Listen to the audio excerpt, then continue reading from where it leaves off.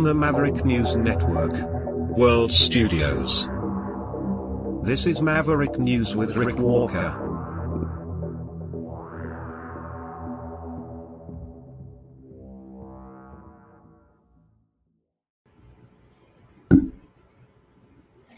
Welcome back.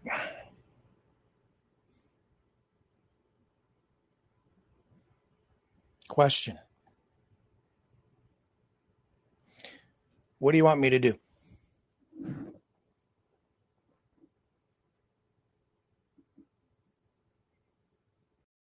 It's a valid question.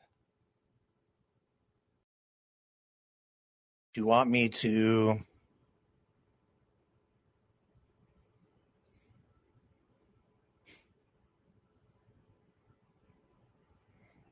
comply?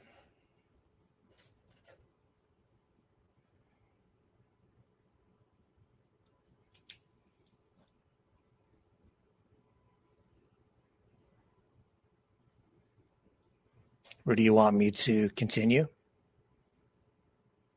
you want me to lie? Would it make you feel better?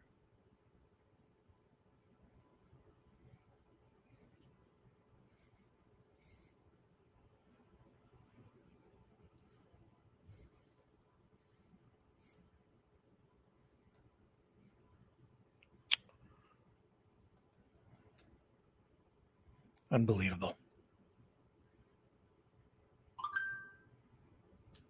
Sorry for the late start. Our server's under attack.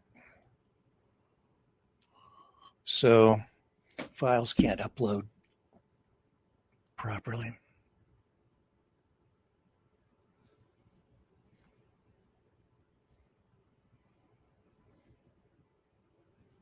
$20.25.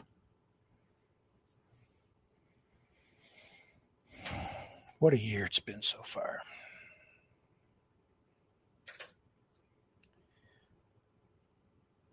The Ostrich story is growing. So we have that tonight if you want to talk about it. I can shut up, or we can talk. And if we do talk, you can tell me if you want me to tell the truth or if you want me to just go along with the narrative. It's up to you guys. Because I can spin if you want me to. But as long as you know that that's what I'm doing, because I told you before, I wouldn't lie to you knowingly. So it's up to you. Whatever makes you feel good. We have other news tonight, too, we can talk about if that would make people feel better.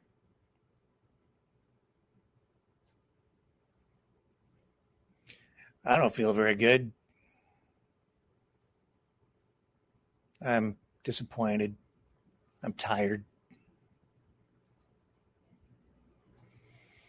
I never even wanted to talk about the stupid story to begin with. It's all so stupid.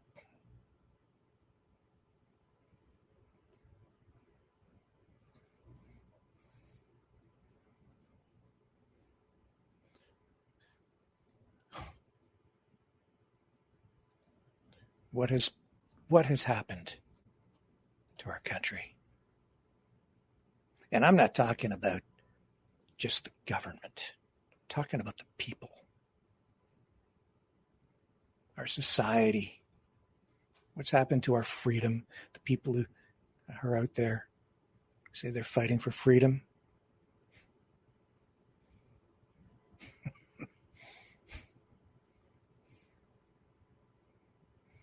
Yeah, I'm getting a real dose of their freedom again tonight.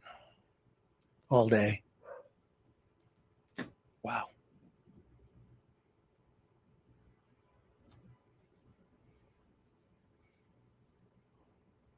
Just going to tip into the chat here for a moment.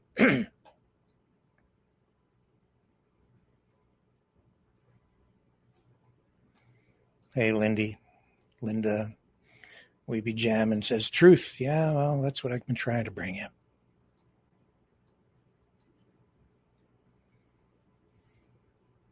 Beautiful day outside today. I made a point of touching trees. Just reaching out and touching them. Real. Not fake. Breathe deeply.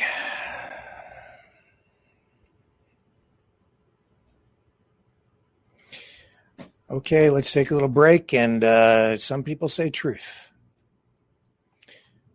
We'll touch on some of this stuff tonight then, and I'll show you what's been going on. Stay with me.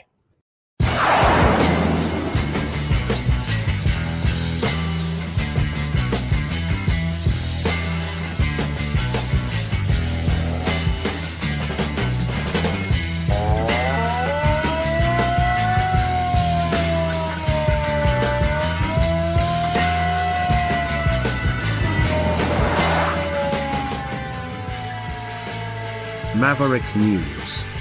Fighting for freedom.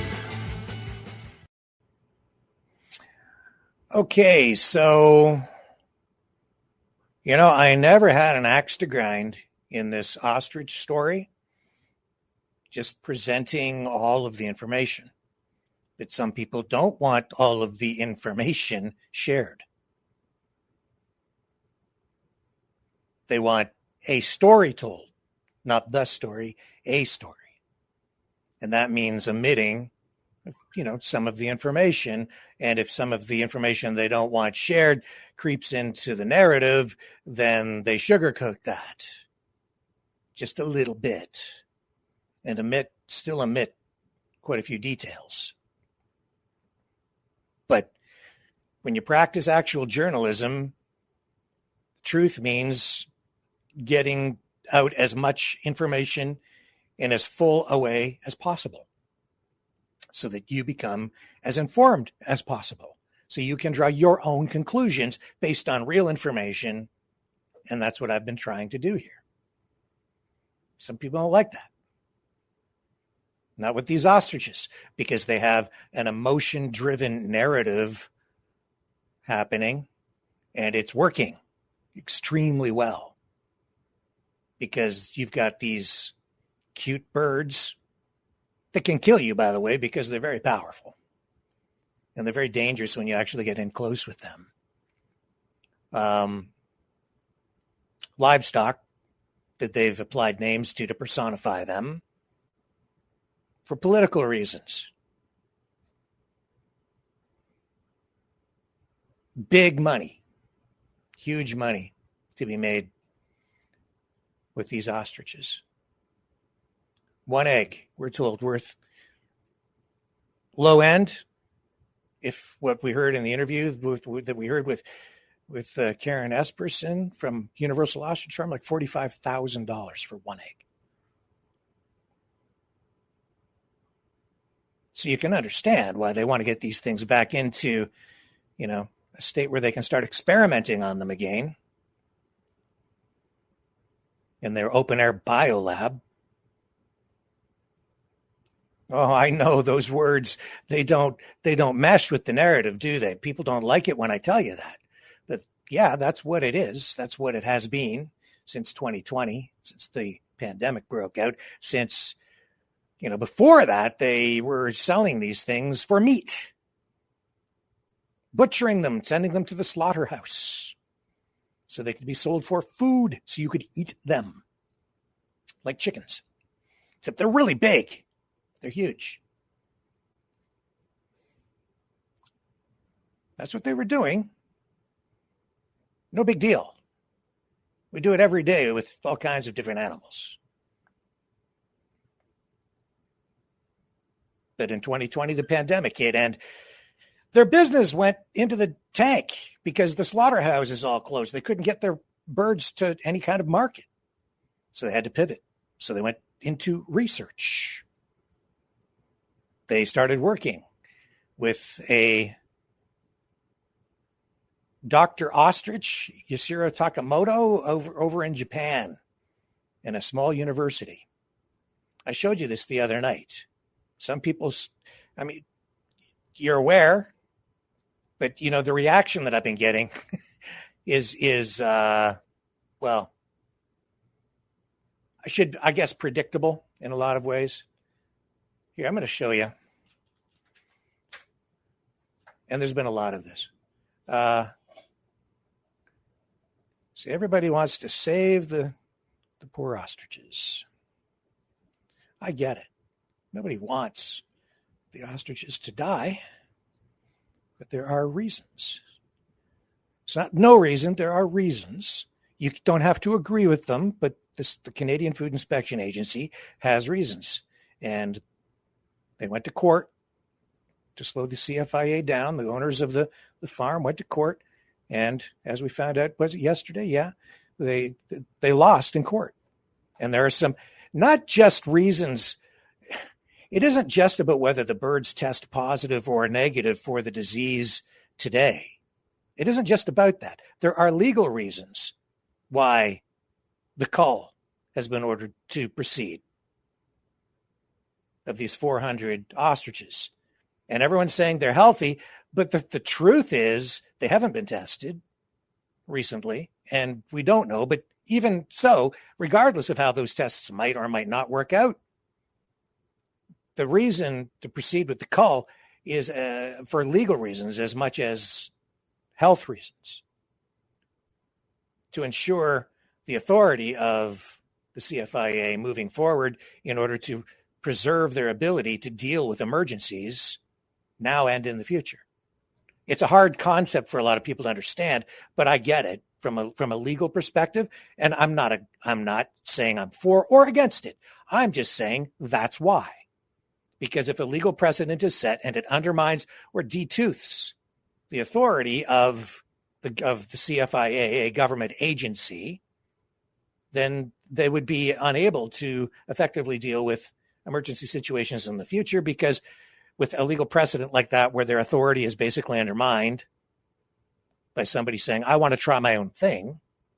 I want to test my own birds, or I want to, I want to do this. I'm going to try this approach instead. I think it's better. I totally get it from a legal perspective. And that is what that court case was about, more than whether the birds test positive or negative. You might not like it. That's what it's about. And some people really don't like it when I talk. Anybody know who Nakia 42 is? New name to me. Empty account. Somebody very brave. Leave the effing birds alone, ! And then, of course, for me, you need to shut up at times, Walker. Mm-hmm. Oh, that's some of the mild stuff. That's okay. I left it up. I didn't delete it. Brave person, Nakia 42, whoever you are, Mr. Anonymous with the empty account.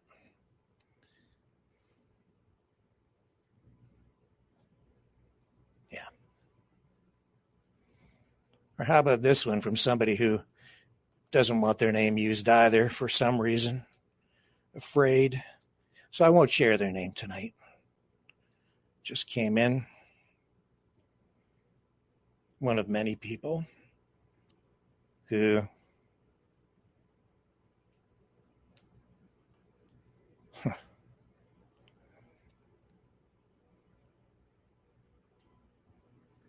here's a new one just came in.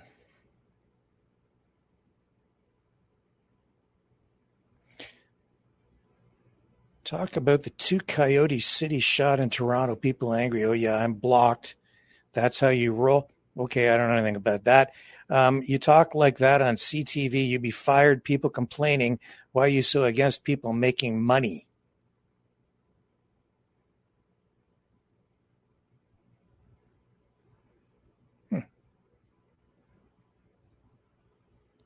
Well, I'm not at CTV. Haven't been there in a long time. Here's another one. Rick, just give it up with the ostriches.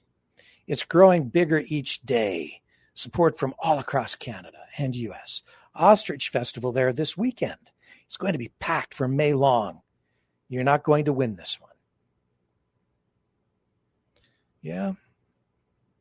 You know how you lose you bend the knee, and you lie.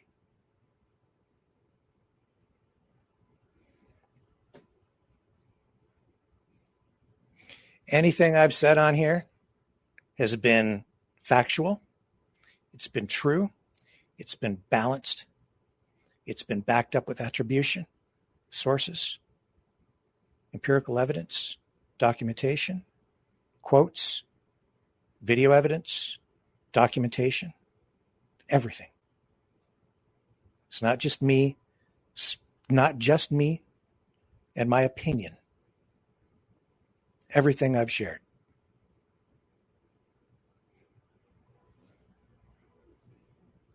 Has been straight down the middle of the road.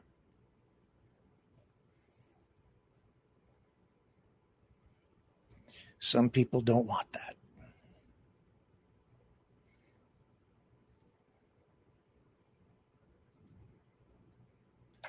They're spinning a narrative. And you know, this whole thing with the Ostrich Festival this weekend? Yeah, I saw the video clip announcing it. Yeah, so here we go again, right? First time, okay. Bouncy castles, okay. Street hockey, yeah. Peaceful. Yeah, mostly. It was a milestone event in Canadian history, the Freedom Convoy. Some people want to relive that, and they keep trying to find different ways to do it.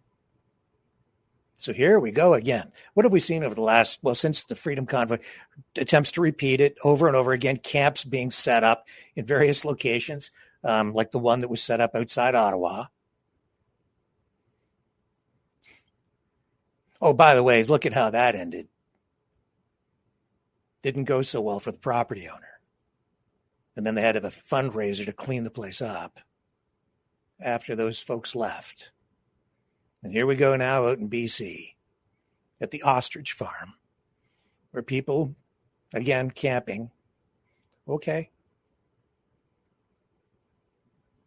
To save the ostriches, pets on a farm, where they used to be sold for food up to 2020 and then used for research.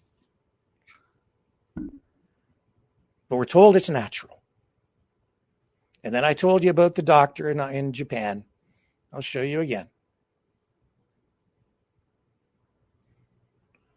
Should have the clip here.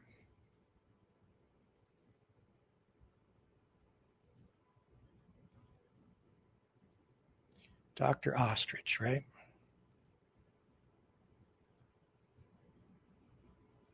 Let me find the clip. There's so much of this stuff going on here.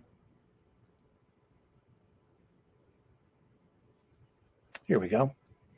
So this is what they were doing, have been doing since 2020 for about, well, for years. They were injecting these birds with what this researcher at this small university out in Japan calls a genetically engineered pseudovirus derived from COVID-19.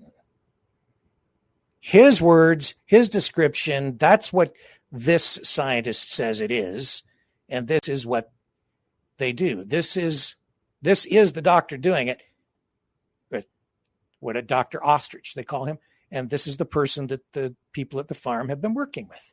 This is what they were doing to the ostriches over and over and over again in order to induce an antibody response in the birds so that they could then harvest these antibodies from the eggs of the ostriches.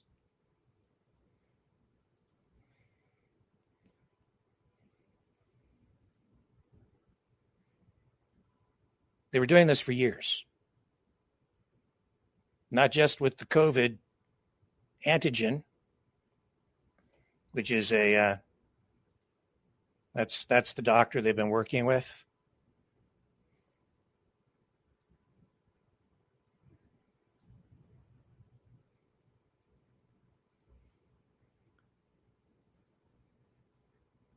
And so they were using these birds for bioweapons, medical research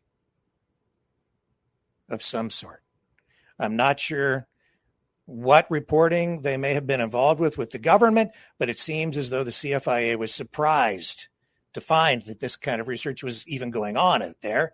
And they informed the owners of the farm that when the birds are culled, they will also be taking their COVID-19 samples, antibody samples, all the different samples that they've generated as well. So I don't know exactly why or exactly what is going on with that, but there seems to be some concern about it. As acknowledged by Karen Esperson when we did the interview with her here on the program. Those are just facts. You might not like them, and I might not like them, but that's the real information.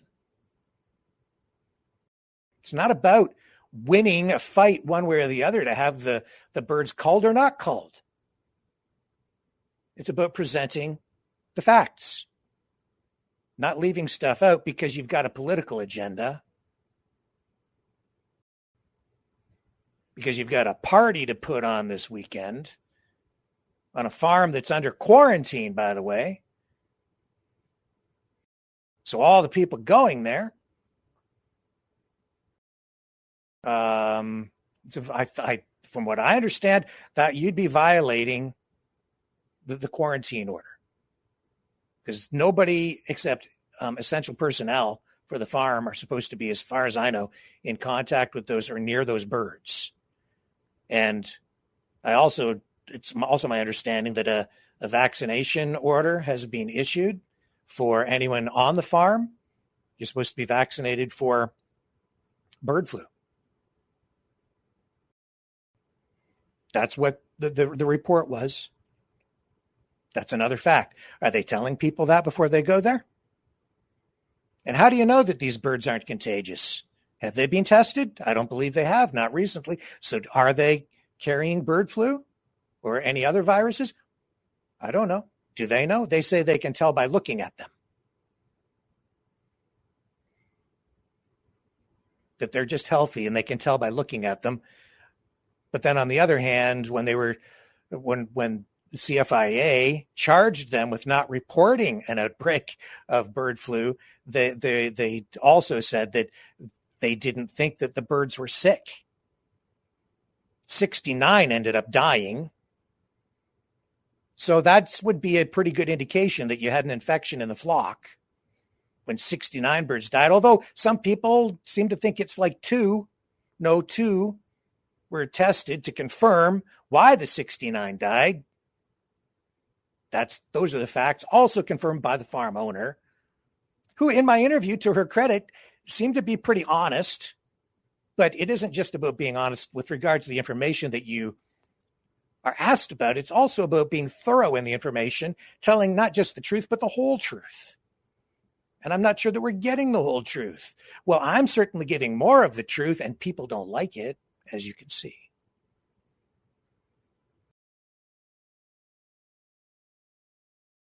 But a heck of a party to be put on this weekend. Ostrich Fest.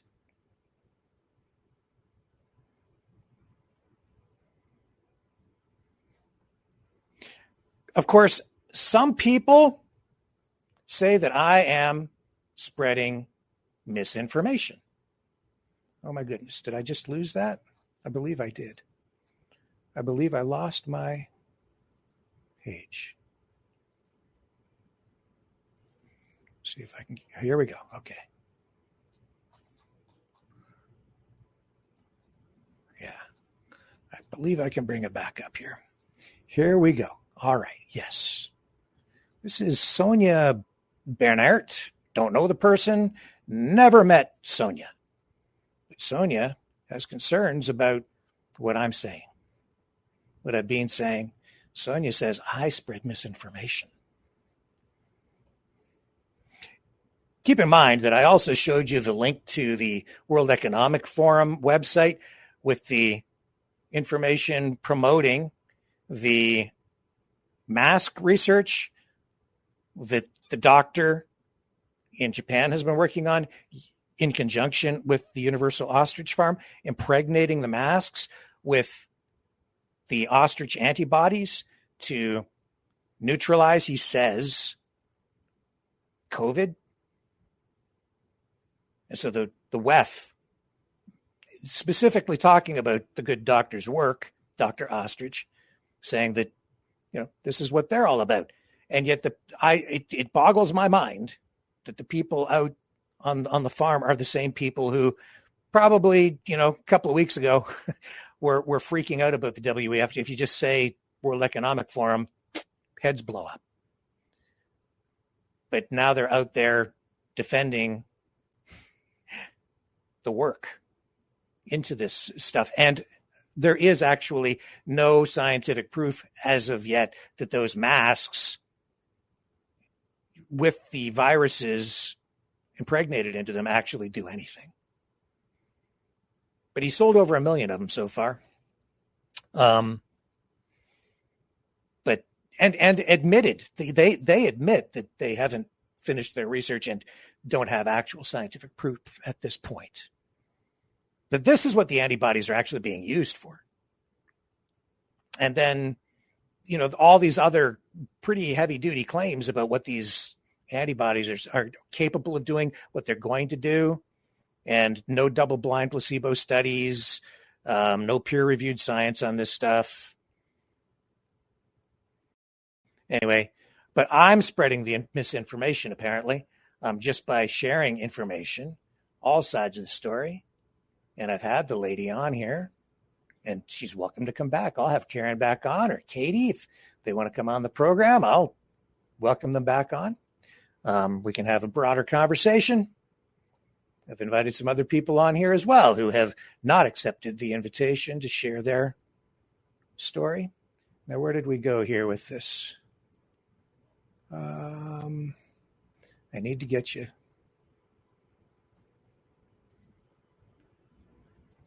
Sir, there it is there. And I've lost the too many tabs open. My apologies. I will find it though. Which tab is it, Rick? Not that one. Right there. Got it. Okay. So here's Sonia. She says, let's just see more. Show you the whole post. Maverick News Channel 2 is spreading misinformation. Sounds kind of like government censorship concerns. That's kind of language they use, right? Misinformation. Fact checked. So now she's a fact checker. The ostrich's antibodies are produced naturally in ostriches. Yeah, regardless of whether the vaccine is made up of the antigen itself or the blueprint. Yeah, so what Sonia is saying is not, I'm not disputing that at all. Yet ostriches have, a robust immune system when it comes to bird flu. And also, but they've been injecting these birds with this genetically engineered synthetic antigen using data from the mRNA data in order to create these antigens that they were injecting into these birds. So she says, regardless of whether the vaccine is made up of the antigen itself or the blueprint being just digital information that they use to create the antigen synthetically. It's genetically modified. That's what the good doctor says. So that and then goes on, so that the body will produce the antigen. This weakened version will not cause the disease in the person receiving the vaccine, which means they're vaccinating with this genetically engineered pseudovirus. And Sonia is agreeing with me. But it will prompt their immune system. Exactly. So what's natural about that? Nothing. Why are the birds producing the antibodies? Because they're being injected with a needle with a synthetically produced genetically modified pseudovirus based on the blueprint from the mRNA technology. Thank you, Sonia, for confirming what I told everybody. But I'm spreading misinformation.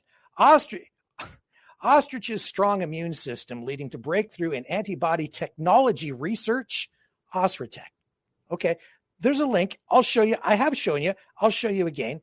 She's only actually confirming exactly what I told you, but she doesn't even realize it. The antibodies produced naturally in the ostriches possess a high quality, she says, and has many advantages over traditional antibodies derived from animals with a weaker immune system. That is until a Kyoto University, this is from an article, that is until a Kyoto University professor and veterinarian Yoshiro Sakamoto found a certain fascination towards the majestic flightless bird, during the avian flu outbreak that killed over hundreds of bird species, because it's a very contagious virus and it's very dangerous. The ostrich was almost untouched by the virus, proving their strong immune systems. That is true. I said that too. But what else did I say? I said that's one of the reasons the ostriches are actually a risk, because they do have a very strong immune system, and studies have shown that they also can appear to be entirely healthy and yet still have the virus present in their system, making them effectively efficient carriers of the disease, much more effective than other birds. And because they are much larger than chickens, they are more likely to survive because they're just stronger and bigger. And so when they get sick, you have a smaller bird like a chicken. When they get the flu, it can be more lethal to them. The ostriches, being much bigger, much stronger, and just naturally more robust immune systems, they are more likely to survive, but also potentially more efficient carriers, as studies have shown. And I showed you those studies.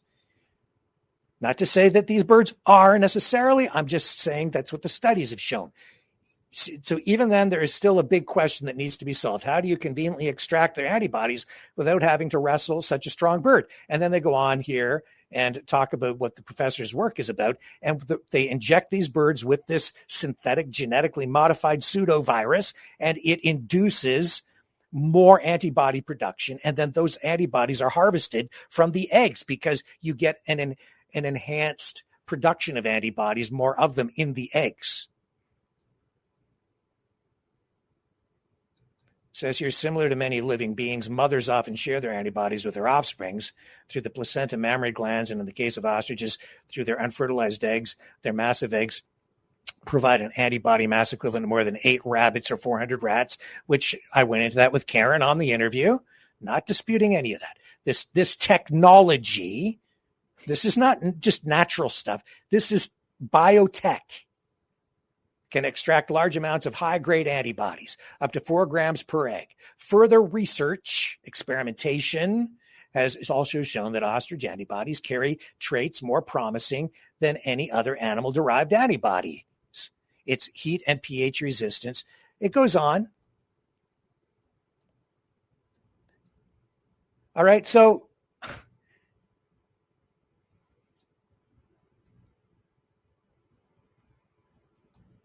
and then Sonia goes on, these ostriches are now alive for how long? 4 months without any dead ones. Quarantined? Well, I don't think they actually have been entirely quarantined because they're out in the open air. I don't know. Everybody's concerned about Wuhan and Winnipeg and other biolabs and keeping them secure. You don't want anything to get out. But, here we've got a situation where bird flu got in, probably on 2 occasions, maybe at least once, and maybe once without the owners of the farm being fully aware, as they said before. And that doesn't seem to me to be entirely secure. So I don't know what level of biosecurity this lab would fall under. Is it like a level 4 biolab? I don't think so. But it's definitely, they're engaged in biomedical research. So Sonia goes on, as you could read above, the antigens in the birds do not infect them with the disease. Same for humans. I really do believe that sick ducks infected some weak ostriches so that their antibodies that are produced naturally was not present. Yeah, I didn't say that the antigens or the vaccines that they're giving these birds to induce the antibody production infect them. No, I did indicate that that these are supposed to be neutralized so that they're not infectious, but they do stimulate the immune systems over and over and over and over and over again to make the birds produce the antibodies. These birds should soon be out of quarantine. Instead, the CFIA wants to cull them, ? See the chart from CFIA, survival time of avian influenza at 4 Celsius degrees, and we'll show you all of that. Yeah, I'll show you exactly where Sonia is sending me for information to combat my misinformation when we come back, and I think it's going to surprise you. You know, someone very profoundly once said many years ago that if fascism ever comes to America, it'll come in the name of liberalism.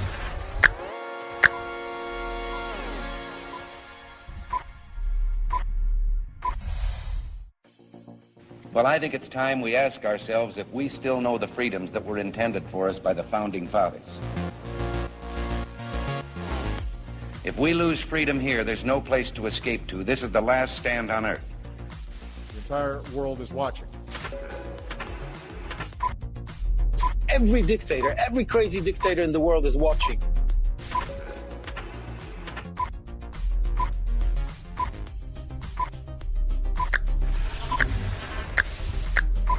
The world is watching. On TV. The entire world is watching. On social media. But the entire world is watching, and yes, they are seeing what we have apparently bravely been willing to say that others are thinking.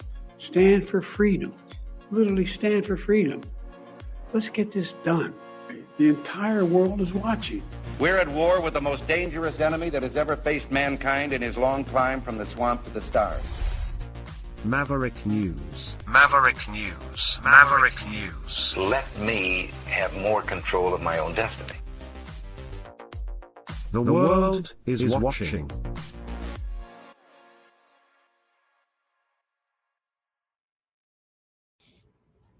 All right, we're back. So that's from that Facebook post coming after me for spreading misinformation. So where are we going to get real information? Where does Sonia, who's advocating for, I don't know, whatever this thing is that we're doing here, let's take a look at the first links. There's a bunch of sources that have been provided here. Here's first one, osratech.com.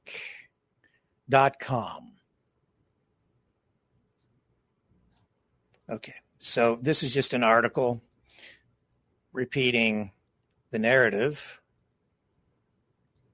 the information about what they're supposed to be doing with this biotechnology that they've developed and what they're doing with these antibodies. Keeping in mind, like I don't know what people, they think that we're being told that these antibodies could save humanity. If you inject an ostrich antibody into a human being, it will be rejected because it will be seen as foreign material. So the only way that the antibodies could be, say, injected into someone is they'd have to be humanized in some way. And I'm not even sure exactly where all of that is going. That's not what they're doing with these antibodies, by the way. They're using these. I'll show you what they're using them for shortly. But it's not like I'll show you. This article says ostrich's strong immune system leading to breakthrough in antibody technology research. They're doing experiments. Research means experiments. And you got to understand, I'm not even contradicting a lot of this stuff, and I'm not against what a lot of the people want. It's not about whether I want the birds to live or die. I'm just presenting the information. And this information, which is supposed to be discrediting me or debunking me, is just actually proving everything that I said. Sonia's agreeing with me or proving what I said. Thank you, Sonia, while attacking me for spreading misinformation. Ostrich's strong immune system leading to breakthrough in antibody technology research. How the largest birds on Earth and their strong immune systems lead to breakthrough in antibody technology research. And it goes on here and talks about all the stuff that we've already talked about with Dr. Tsukamoto, professor from this small university in Japan. I believe they have 1,800 students. But the research he's done, it didn't seem like he maybe had a lot of funding for it initially. And so they haven't done double-blind placebos, very small sample groups. In the case of their hair tonic, it looks like their sample size was 6 people. Under Professor Sakamoto's research, ostrich antibody is proving to be promising for the detection and neutralization of diseases and viruses such as the Ebola viruses, Zika virus, dengue, and as well as various flu viruses ranging from H1 to H7 and B-type flu virus, including avian flu. And so what they're referring to is these masks. And you put these masks on, and initially what he was saying is if you wear it all the time, which he recommends, wear your mask all the time. If you breathe in COVID or any of these other viruses, the mask will glow under ultraviolet light. It will begin to glow. And then you'll know if you've been exposed. That's the whole idea behind the masks. But then they went beyond that and began to make claims that the antibodies impregnated into the 3-layer masks, which are not N95, by the way, masks, that they would neutralize COVID and prevent you from getting sick. But again, there's no scientific proof of that. If you can find me a study that suggests otherwise, and I think even the professor acknowledges that so far they have not reached that level of research. So they're still working on getting approvals and proving that that technology actually works. But what struck me is everybody here keeps saying they don't. The reason you need to get out there and save these ostriches is because they're just like pets. They've personified them. They say they don't sell them for food anymore. They don't kill these ostriches. They get to live. And we love these ostriches. That's what they're saying. And so they don't want to kill them, and they're against, I guess, slaughtering them. They don't want them used for food. They don't want them used for their skin to make wallets or, clothing or shoes or anything like that, right? So where does Sonia send me? To that website with this article. But what is Ostrich actually? Well, you can buy ostrich leather hides for $255 to $375 from these folks. You can buy, what else do they sell on this website? Ostrich leather leg skins. Again, like that $375. Belts and wallets. So what do you think they're doing with the ostriches? How do you get the belt? How do you make, where do they come from? What do you sell? How much does one of those wallets sell for? $159 US. I guess that's US pricing. If you want an ostrich leather belt, between $159 and $199.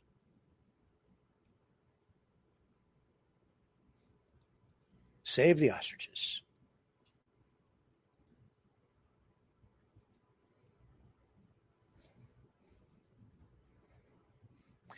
Where else does Sonia want to send us tonight to debunk me?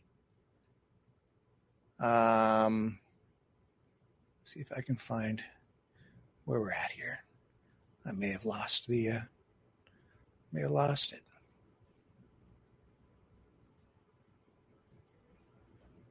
My apologies again. A lot of tabs open.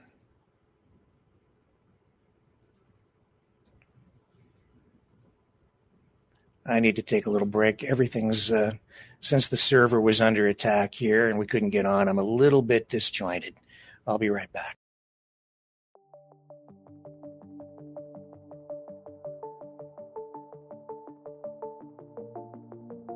Greetings, brave Mavericks. Our quest for truth continues. We go beyond fake news. Together we expose propaganda. Together we pull others out of rabbit holes. We are maverick thinkers. We are all unique individuals, defenders of individual rights and freedoms, credible, trusted, grounded in reality. Maverick News, Maverick News. Defending free speech, free speech.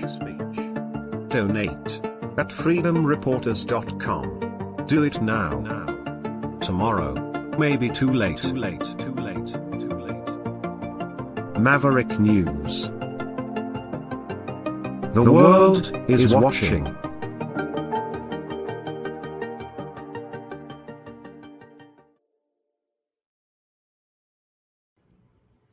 Okay, so this is the other site that Sonia's sending us to, the Center for Disease Control, CDC, government, U.S., what causes bird flu virus infections in humans.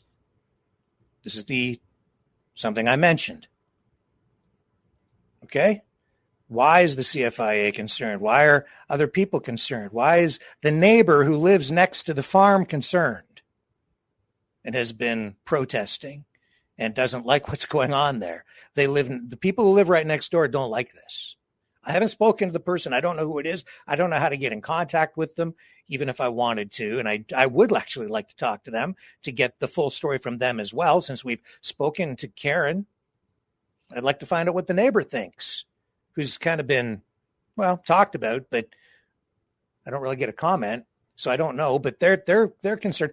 People are concerned. The CFIA is concerned. The government is concerned because there have been cases where the bird flu, which killed 69 of the birds in the flock at the farm in BC,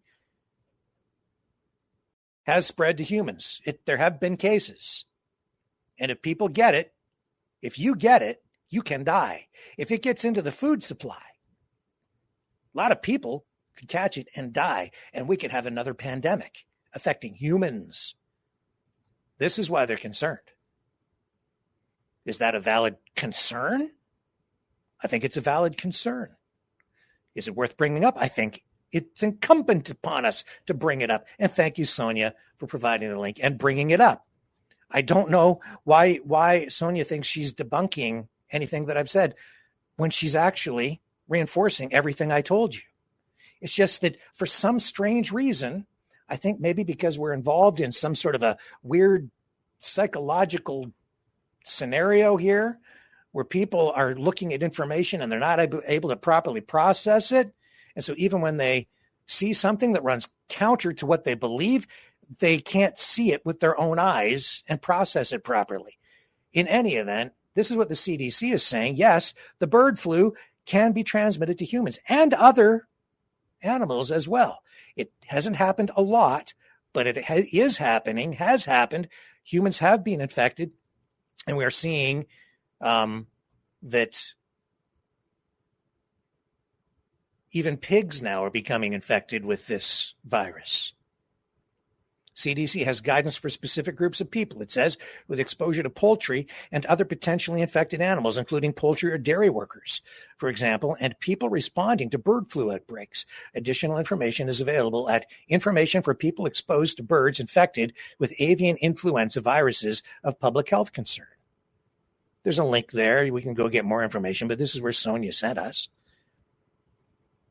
And strangely, I would say that a lot of the people out there protesting right now probably wouldn't put a lot of stock in this simply because it comes from the CDC and there's a lot of distrust in this government health agency.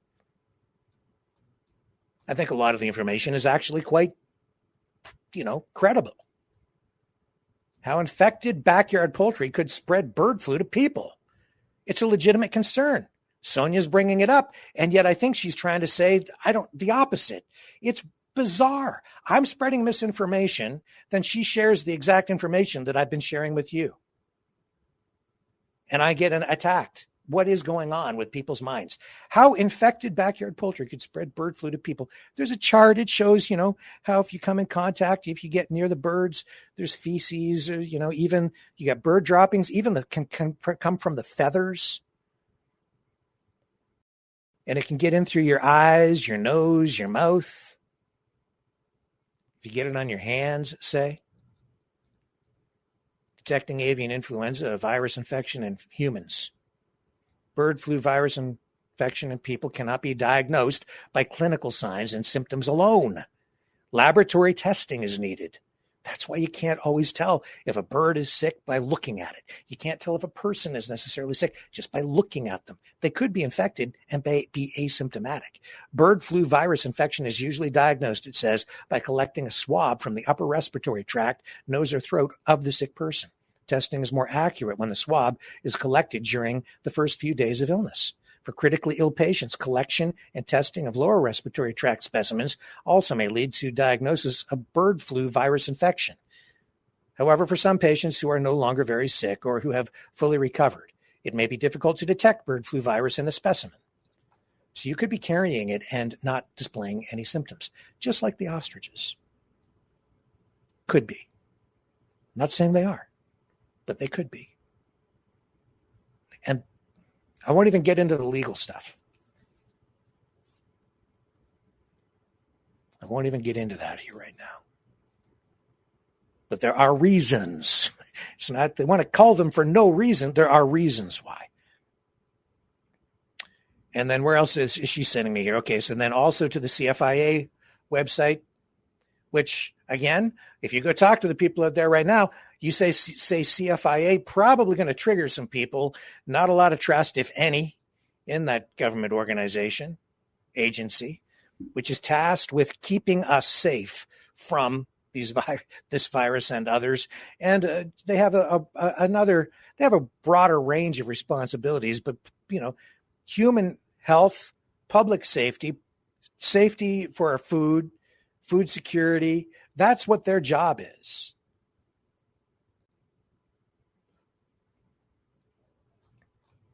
Okay, we already showed you. Let me pull that down. We got to show you.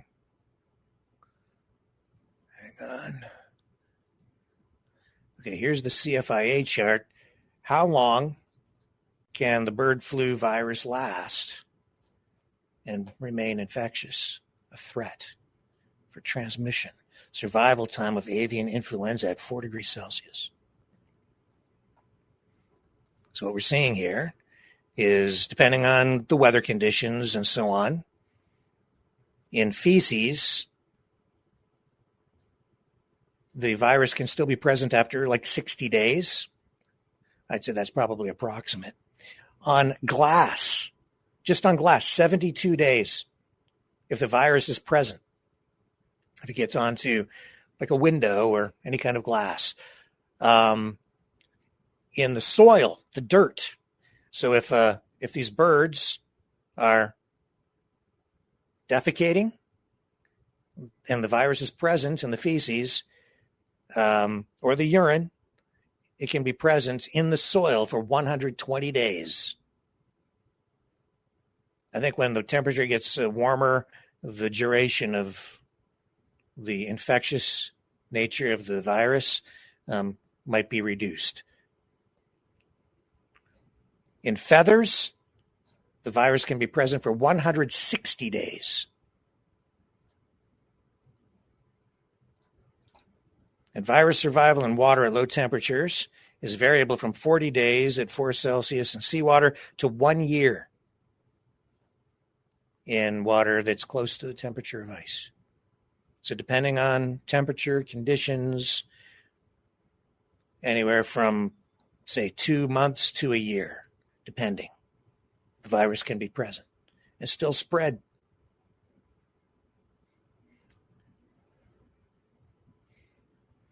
Thank you, Sonia, for sharing that information. Does not contradict anything that I've said. Not a thing.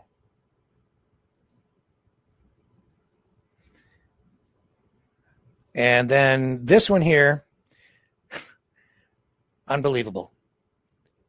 Where does she send us for information, credible information?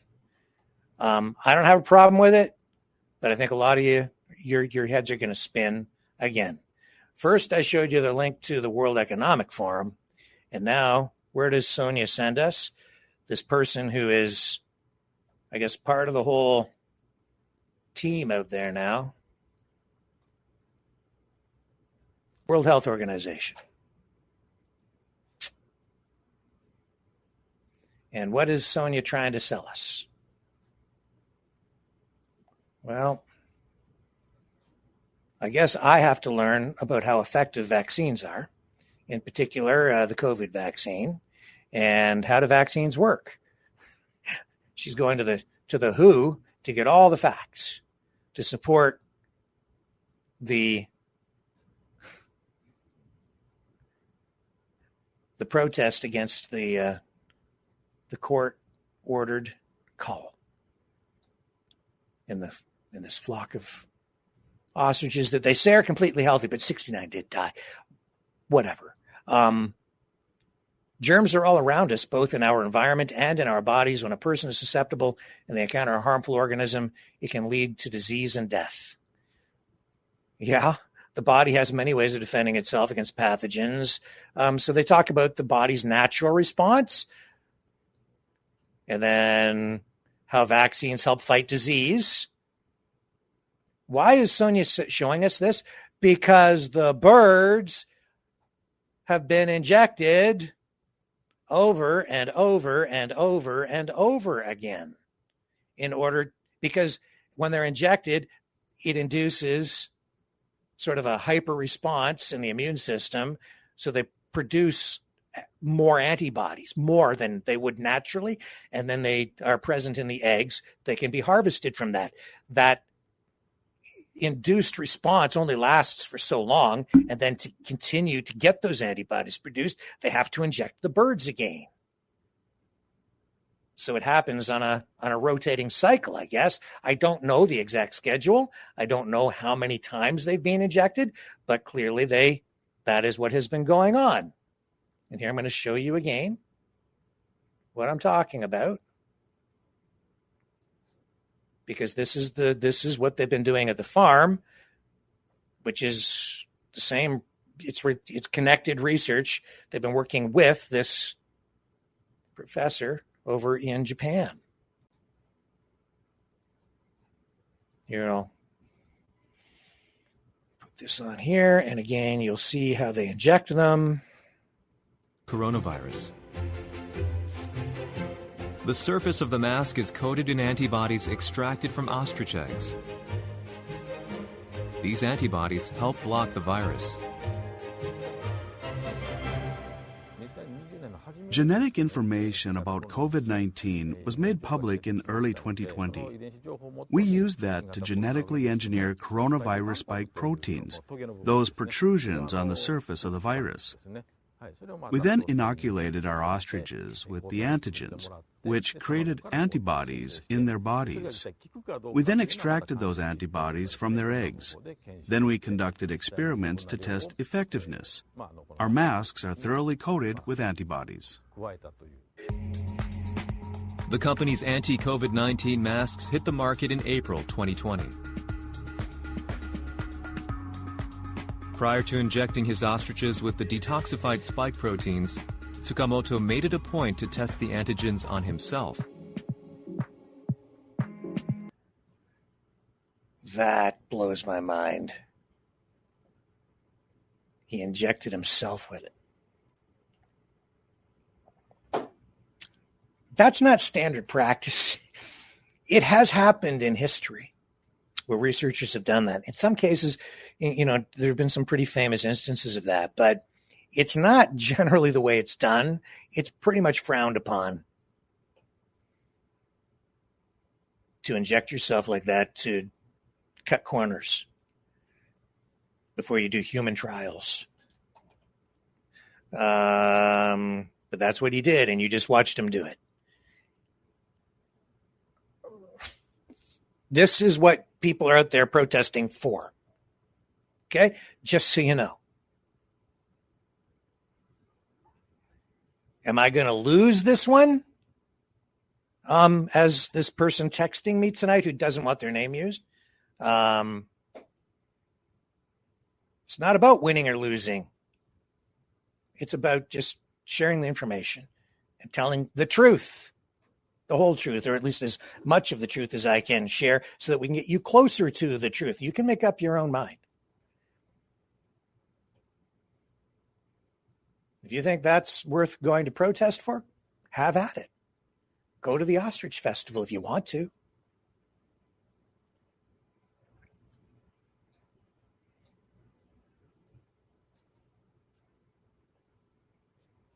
Sonia seems to put a lot of stock in the World Health Organization, and these organizations that a lot of the other people out there don't put stock in. And, you know, it's an interesting thing that we're seeing here tonight, too. They're calling on animal rights groups to go and join their protest. And we've seen some of that happening. These are people that normally, I would say, wouldn't fall into the conservative or even the populist political circles that really have formed the backbone of what would normally be considered the freedom movement or the convoy movement, which is the same group that is involved in this protest organization out there. Some of them I've called friends. They can do what they want. You can do what you want. I'm under attack, though, tonight, just because I've been sharing information. And they want me to shut up. That in itself raises a question. Why? Why do they want me to shut up?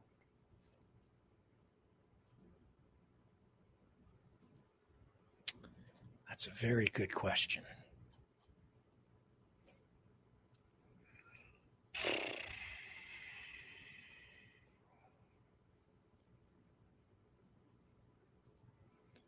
Well, they've got a lot of stuff going on out there, I'll tell you. Did anybody want that website address so you can order your ostrich belt, by the way, that Sonia sent for $200 US? You know, there's a lot of money at stake, I'll say that. We laid the money out the other night, didn't we? Yes, we did. Who wants to check in on the fundraisers? How much have they raised now? Especially now that, you know, the message is really getting out there. Because a lot of the, you know, the usual streamers have been picking up on this story and amplifying it. And now you've got some pretty influential people from within the movement out there tonight. Let's take a look, shall we? First of all, here's the Give, Send, Go. What are we up to? There are multiple fundraisers.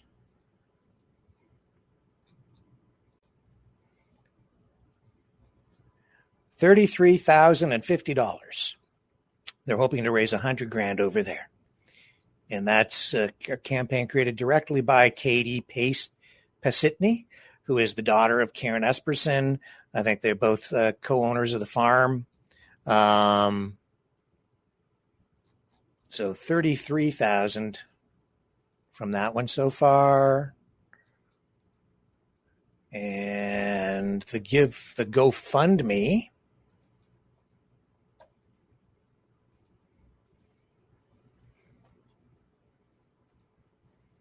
Here we go.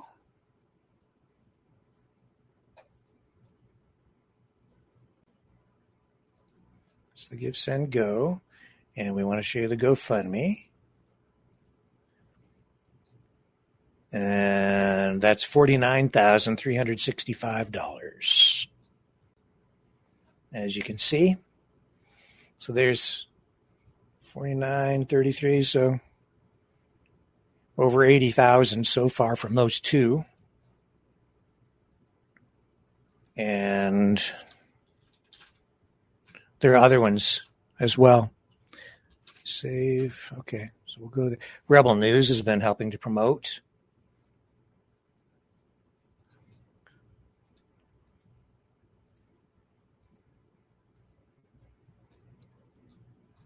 And donate now. Oh, my goodness. Oh, they hit a new milestone. $100,154.15. That's a big one. So we're now up to about 180,000 from those three. There was a fourth one as well.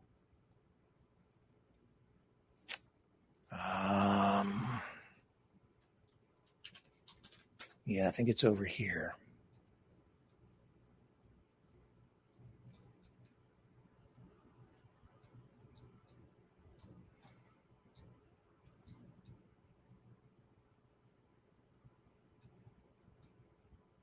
Yeah, 103, 506 on this one.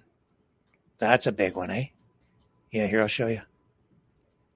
So there's another 100 grand over here now.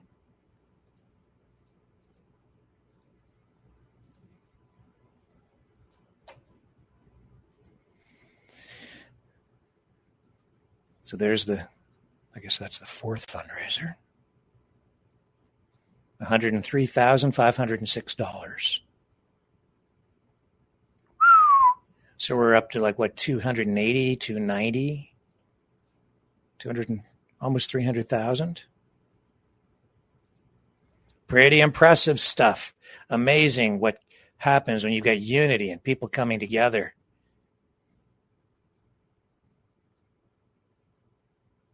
If the birds are culled, the farm owners will receive compensation from the Canadian Food Inspection Agency, which is something that is mentioned occasionally.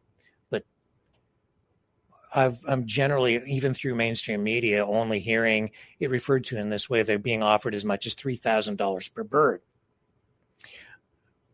When you do the math, that amounts to $1.2 million. The Premier of BC, David Eby, I believe yesterday, said that he hopes, he seems to, have some empathy for the farm owners, and says that he hopes they can be made whole. That's what the funding from the CFIA is about. $1.2 million. I can't say for sure that would end up being the actual amount, but that is what is being reported, also acknowledged by the farm owners and by the CFIA. Farm owners say that their birds are worth more. I've looked into how much it would cost to replace those birds. Some of those birds are up to 35 years old, by the way. And you can buy young birds for as little as about $350 to $400.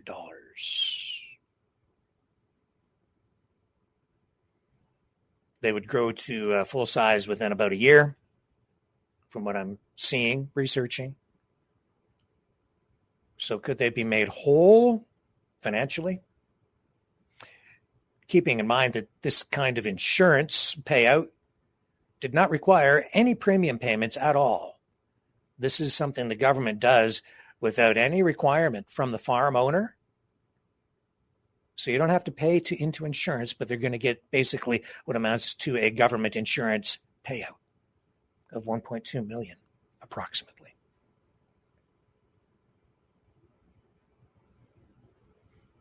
But still, I understand the emotional turmoil, the stress. There was also that $10,000 fine levied against the farm owners for failing to report a bird flu outbreak, which was acknowledged again by the farm owners, who said in another interview that they just didn't think that it was bird flu.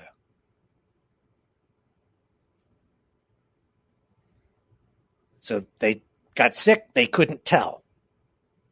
But they know that they're not sick because they can tell that they're not sick because they can tell just by looking at them.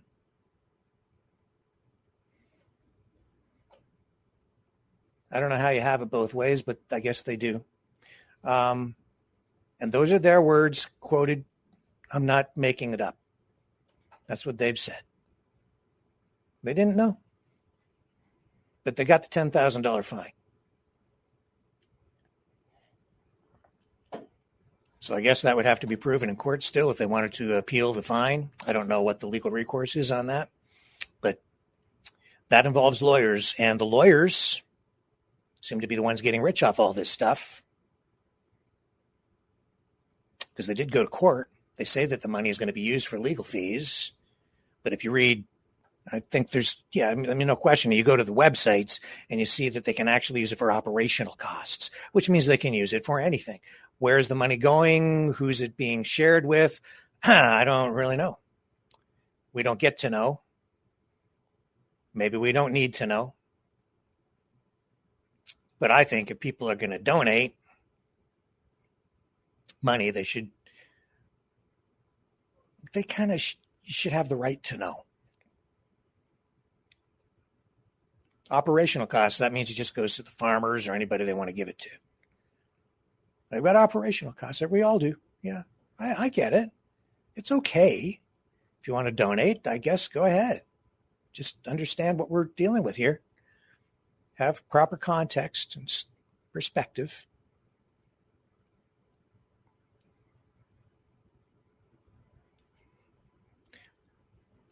Is there other stuff going on surrounding this? Of course, there's a lot of politics, right? This is a heavy, heavy, heavy political thing, and you're seeing it at all levels of government, really.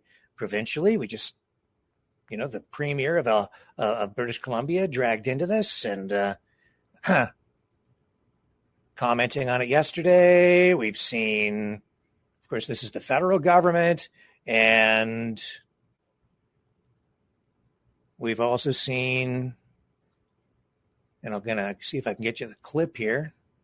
Yeah, here we are. This was today at the municipal level, because if they do successfully cull these 400 ostriches, they're supposed to go to the local landfill. And this evening, or earlier today, local council there, they indicated that they're going to request testing on the birds before they will accept them into the landfill site. That seems to be what came out of the council meeting today, which the farm owners and I would say the freedom fighter activists are declaring to be a kind of a victory today. Let me show you. This is from the council meeting. Here we go. Representing us, the entire community, so don't underestimate your power. And just as far as the record is concerned, your children, your grandchildren, just say, hey, I at least said my piece. I at the very least did what was within my power to take a stand against this. Be the heroes. Can you at least today say no to the landfill? At the very least, whatever's within your power. Minimum you could do. We could go all day about this. I feel like we're going to adjourn for now. I just have an important short comment. I'm sorry, we've turned a lot of other people away, so we're just going to call it. You're welcome to speak to us offline. This is so lunch is more important than the people in your district. Your lunch. It's about community. This kills natural herd community for people and animals and everything. You have to know that. Okay, so we will be back at 1:30. So that woman is convinced that the ostriches need to be spared because if you kill the ostriches, it destroys natural herd immunity for basically all species, which I would say is not really accurate. I understand how herd immunity works, basically. You get enough people who become resistant to disease, either through vaccination or even naturally, and the virus has a hard time spreading. It gets to a certain point where it doesn't have enough hosts to efficiently move from one to another, because some people become more resistant to it than others, and so they don't transmit it as efficiently. And then the virus, slowly over time, loses its transmissibility, and it fizzles out, and it either goes into into the background where it's over there and not spreading like a pandemic, or mutates into something that's less deadly.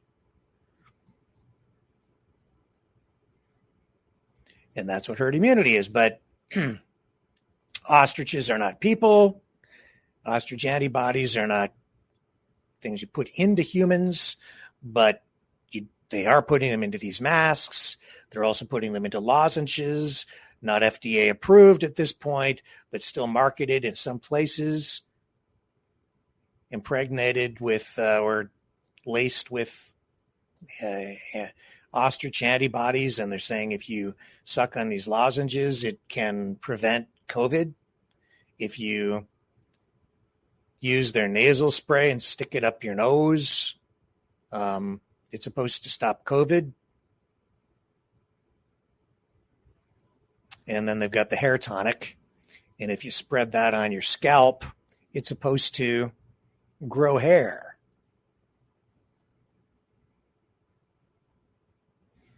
And again, it's from this, and I'll show you again, not me making the words up. This is directly from the Japanese scientist. His words in this article, which is apparently some sort of a promotional publication promoting his research and products. Dr. Yasuro Sakamoto, Dean of the Graduate School of Life and Environmental Sciences at Kyoto Prefectural University and co-CEO of Ostrich Pharma USA, has injected a genetically engineered pseudovirus into ostriches, and antibodies were purified from their eggs. Highlighted there, that is a direct quote from the article using the doctor's own terminology. And he's the founder and CEO of Ostrich Pharma USA. There's also a sister company operating in Japan.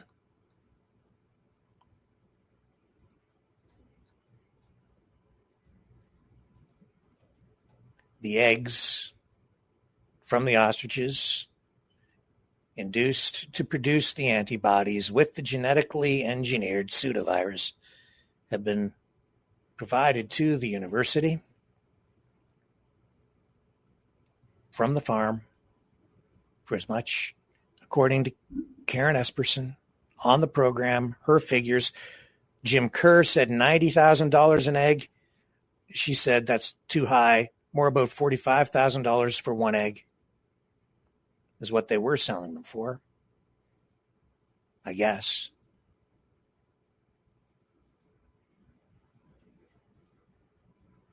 That's what she said in the interview when she was on. And again, what's being used for? Well, hair tonic. I can show you, I believe. I'm going to find it here for you again.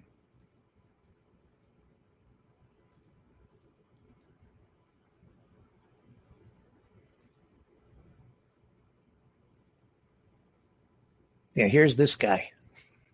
One of the this is Stu Greenberg, CEO of Ostrich Pharma USA. He's like a business partner, I guess, in the United States, and he talks about how to apply Ostragrow to your scalp to make your hair grow with the antibodies. I don't know if it's saving humanity, but it's making people hairier. Of no hair or very little hair, the best bet is to use the sprayer that comes in the bottle. Spray a couple of times into about a palm-sized area, and then just massage it around in that area. Now, if you're in the situation where I am now, you really want to use the dropper that gets shipped with Ostragrow. You fill up the dropper with about a milliliter of liquid, and then put a couple of drops into each area, and then use the hair around where you put the dropper in to spread the liquid around. Now, the hair will get a little bit wet, but you are getting most of the product onto the scalp where it needs to do its work. So, I hope this has been helpful to you. Let's grow some hair. Let's grow some hair. Let's get on it. Let's get her done. Start spreading around your scalp with Ostrigrow. Ostrigrow, we all know that hair just grows with Ostrigrow.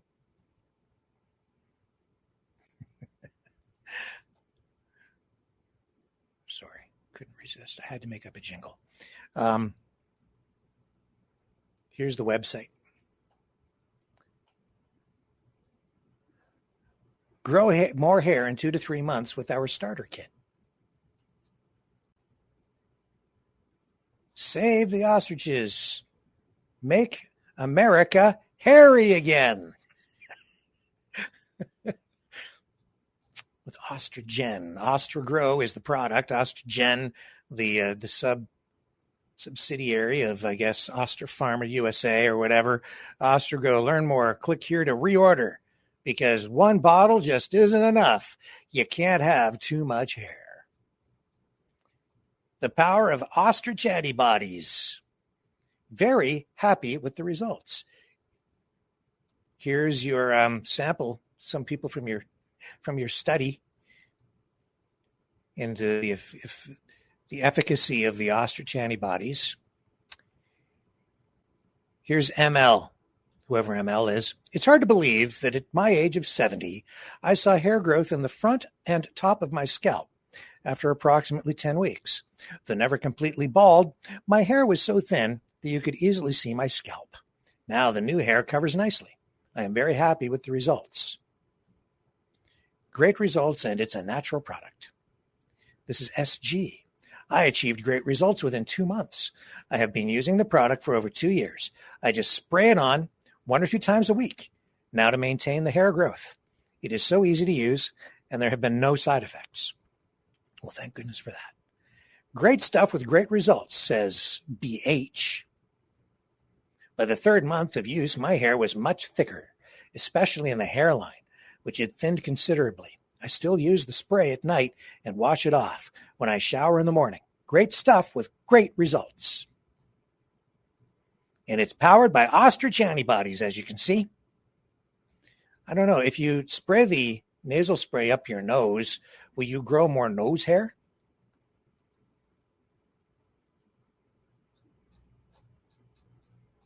Stop hair loss. Here we go. Lab tested, proven solution.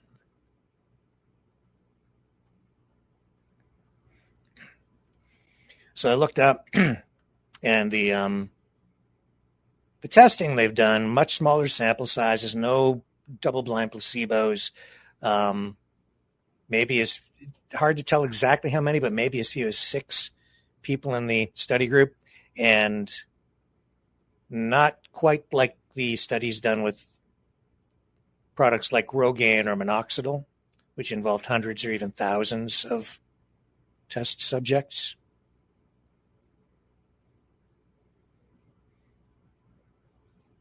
Oh, there he is. He's putting it on. It's easy and safe. So just a little dab will do ya. You know, I think back to like the 70s, early 80s, I guess. What was the hair tonic that they used to sell? Oh my goodness, started with a V. They said that stuff, that they kind of suggested that this, I'm going to look it up.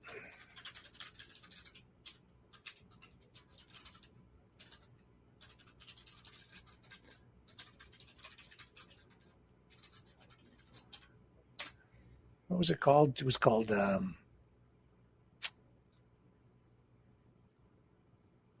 Vitalis. That's what it was. Vitalis. It was really to kind of make your hair sheen, and it made it a little bit greasy.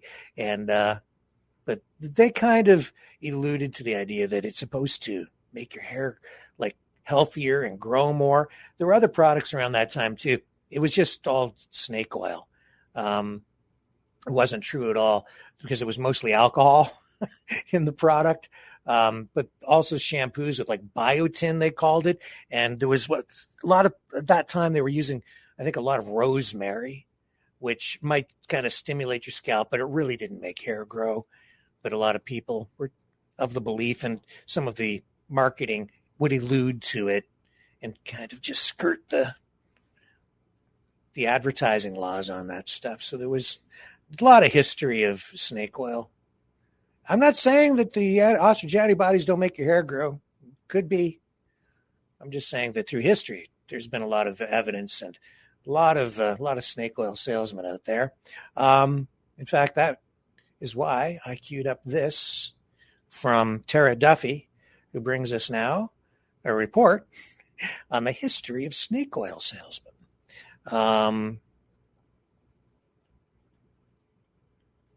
Because it's actually hair tonic that provides us with the origin of the whole phrase snake oil salesman. We have all heard it. That guy's a snake oil salesman, a shyster, a con. This terminology has become an intricate part of our culture, but where did that term come from? Were there really snake oil salesmen? Did they really sell snake oil? It all began when the Transcontinental Railroad was being built in North America. Chinese immigrants came over, and with them their cures for the aching joints and muscles that they had at the end of each workday. What they used was snake oil. Americans, seeing how well this remedy worked, jumped on the bandwagon, and word quickly spread that this was a cure for rheumatism, joint pain, and other things. The craze soon developed into a fervor. People began snake farms. In the Patriot newspaper in 1885, rattlesnake oil was said to be going for $4 an ounce. By 1891, the Wheeling Register claimed rattlesnakes were going for $25 to $50 each if they were 4 feet or longer. Soon, snake oil salesmen were everywhere, touting the wondrous claims of this cure.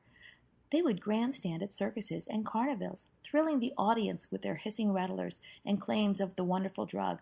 Clark Stanley was the most famous snake oil salesman and became known as the Rattlesnake King. Problem was, there wasn't much snake in the snake oil. Mostly, it was mineral oil, camphor, turpentine, and red pepper.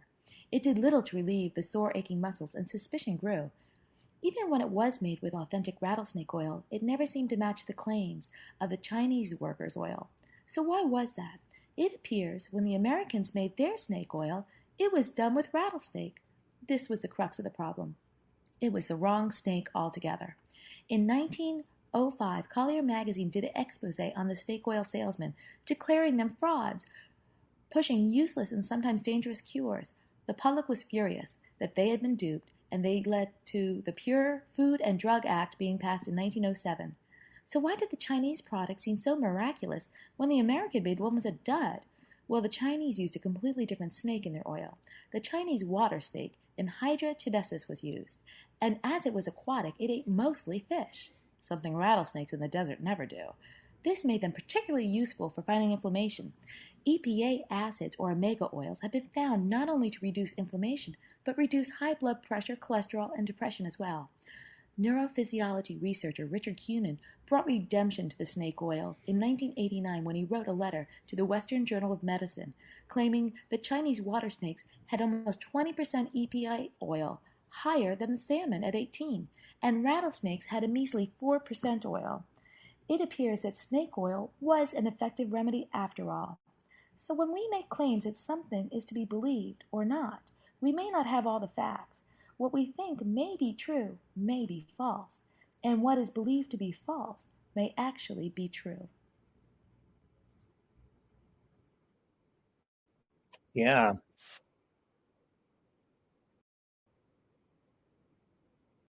Might be true, might be false. What might we think might be false might be true. It's hard to know sometimes, up from down, right from wrong, black from white, especially when people are sort of manipulating language or controlling a narrative, right? Absolutely something I think we need to be concerned about. And I think there's some of that going on here. It's been going on for a long time. I'm susceptible to it. We're all susceptible to it. And I think some of the people engaged in it maybe don't even realize they're doing it. because they become part of a snowball that's kind of rolling down the hill, and they kind of they're kind of like the snowball comes and it catches them, and then they're stuck to the snowball and they're participating in it, which brings me to this interview that Karen Esperson did on the Shadow Davis show. And I've been taking note of some of the language being used of late. These ostriches, they're being portrayed as people. They're being given names. They're personified. That's done for a reason. That's to make you feel sorry for them. So you can relate to them as though they're humans. They're not. They're ostriches. They're livestock. They say they're pets. And yet we've seen what they're doing with them. They're experimenting on them. They're lab creatures being used for experimentation in an open air biolab. That's the truth, but it depends on the words you use, how you perceive things, right? Well, when you personify them, when you give them names, in the minds of people, they become people. It's like ostriches are people too. That's why they want the animal rights groups down there. And, I think that they're trying to spread their wings, if you will, of the freedom movement to take in some new members. Maybe the political right converging with the political left. The freedom people bringing in new allies from the animal rights groups over on the left. How are you going to do that? Appeal to people on an emotional level. And of course, that's exactly what's being done in this interview here, whether wittingly or unwittingly. Listen to the language. They don't even show up on site for the culling. They hire third-party contractors, vendors, to come and do the killing. Canadian Food Inspection Agency and 3 of the farms that I've spoke to, they are not present for the culling. So then they go out, just hire murderers? Yeah, it's a good word for them, because if you don't have any expertise with these animals that you're killing, how you're just going out there and it's wrong. It's all wrong. And they're handling infectious disease. Are these vendors actually qualified? Has anybody checked to see if these vendors are even qualified to handle the disease and shoot the animals and be present on the properties that they're on? We're not, we're not. You would think that they've already handed this job off to somebody because of the arrogance that we pointed out earlier in the show, right? They've already contracted that. Does anybody want to leak the vendor that's been hired to? I'm sure that might be interesting. It probably wouldn't be somebody local though, but. So that's the kind of language I've been hearing. Contract killers, like hitmen. That bird that was shot, they're saying that bird, Sarah, as they call her, that bird, was murdered. That these contract killers are coming in to murder the birds. And Karen Esperson's sitting there saying that as well, these contractors are, potentially going to be handling infectious disease. I guess, are they? Are these birds infected? So what's the concern? What do you care if your birds are healthy, as you say? But I don't know. Contract killers? No. That's dangerous language, because you know why? It dehumanizes the people who are there to do a job. You don't have to agree with it. You can't agree with it or not agree with it. But one thing is certain. The people coming out to do that are human beings. They're not criminals. They're being hired to cull livestock. Birds, animals that do not have rights. As I explained last night, animals do not have legal rights. What we do to protect animals is we limit the rights of human beings through our Constitution and through legislation. we have decided collectively as a society that it is inhumane and unacceptable to be cruel to animals. And therefore, you don't have the right to go and just be cruel or inflict pain and suffering on an innocent animal. The other narrative I'm hearing is that it's just illegal to kill these birds because they are supposedly healthy. That is also not true. I heard tonight narrative that it's illegal to kill a healthy animal. That is not true. Hunters go and kill healthy animals all the time. Every animal that is slaughtered for food has to be healthy, because you're not supposed to slaughter sick animals and feed them to people. There are certain standards that have to be met. So by definition, just by practice, healthy animals are the ones that get slaughtered for food. So that's not a true part of the narrative either. But it certainly gets people jacked up emotionally when you're telling them that healthy animals are being murdered and it's illegal to murder a perfectly healthy, innocent animal. No, it's done at abattoirs every single day. Millions and millions and millions, tens of millions, hundreds of millions of animals, cows, chickens, turkeys. Who ever had a Thanksgiving dinner? Where did those belts come from? Let's keep this in perspective. Let's not dehumanize human beings. But right now, what we're seeing going on is language being manipulated. We're seeing our entire world being turned upside down. I'll show you what I mean. You want to talk about the festival this weekend? You want to go to the festival? You can, I guess. If that's what you want to do. Here we go. And listen to the language being used to describe it. Okay?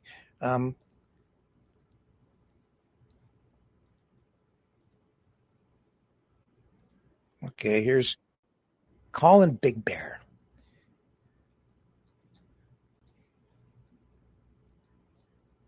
One is people are showing up from all over the nation. In Edgewood, British Columbia, we've put together a plan that we're going to have Ostrich Fest this weekend. Okay, so any artists, you name it, dancers, singers, songwriters, this is May long weekend. So all you Albertans who go die hard in the rain, why don't you come to Edgewood, British Columbia? That's 301 Langlow Road, okay, in Edgewood, British Columbia. All right, and you are all welcome here. We're going to have the biggest festival in Canada on the West Coast this weekend, Ostrich Fest 2025. Come spend time with us. We're going to fill this whole field full. There's so much. We can get 10,000 people in here to camp. You're all welcome. Spread this message across the whole nation. Come on out to Edgewood. Much love, Big Bear.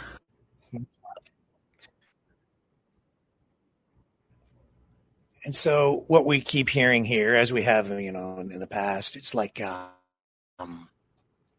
all about peace and love, right? And I get it. Got to remain peaceful. It's all about love. But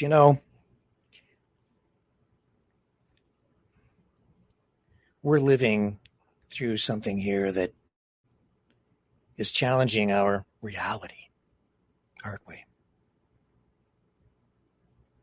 I've already shown you that.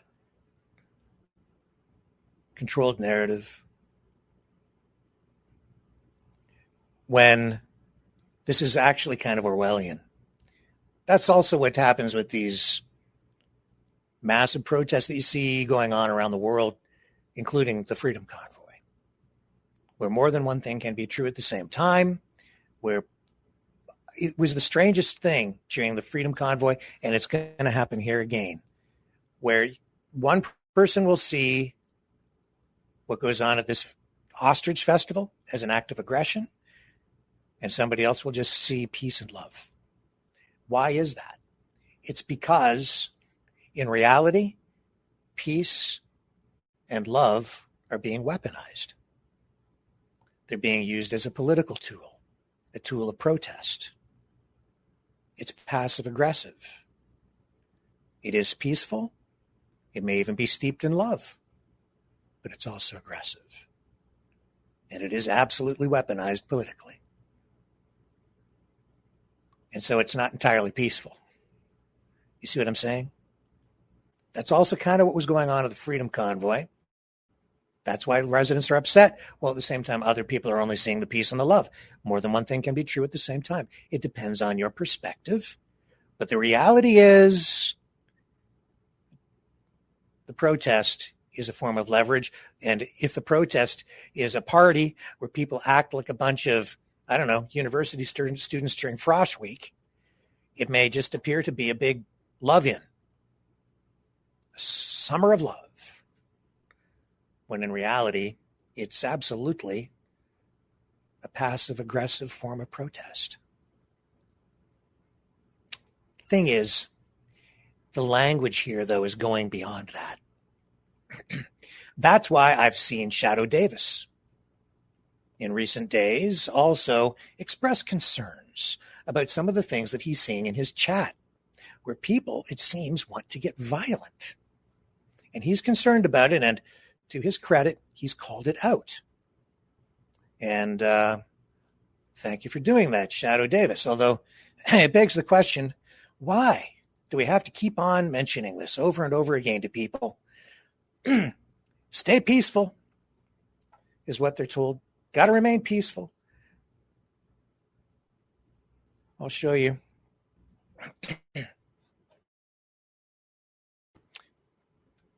They're trying to, and I'm showing you this because I also want to encourage people to remain peaceful.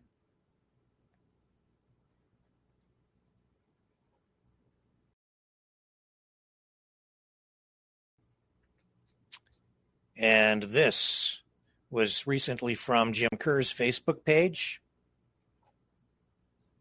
sent to me. Share it with you here tonight.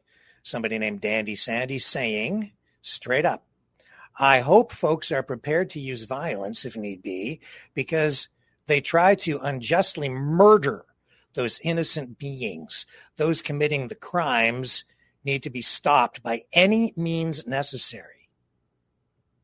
May God protect these ostriches and all animals. And then a prayer like peace and love.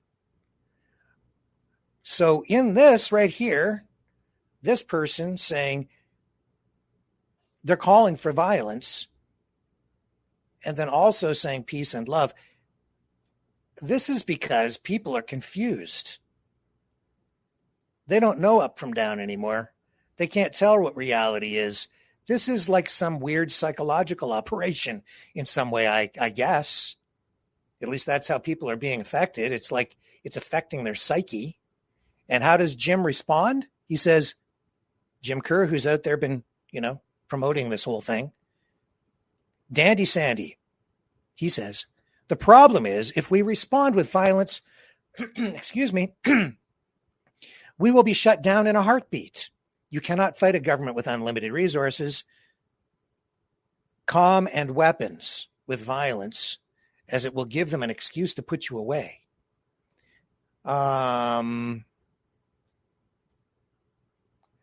So the problem, he says, is that if we respond with violence, they'll be shut down. No, it's not that the problem with violence is that it's wrong. It's just, unfortunately, if we do that, we'll lose. I get it. I think maybe the words chosen to rebut this might have been a little stronger. Discouraging violence. I believe this post has since been removed from the Facebook page. See, the problem is that the language, the personification of these birds, turning them into people in the minds of humans, of the protesters, is, in a strange way, how dare I say it, it's like radicalizing people. Oh, so now that word's too strong? I don't think so. Not really. I don't think it's too strong. The reason I don't think it's too strong is because I'm seeing this in my chat aimed at me.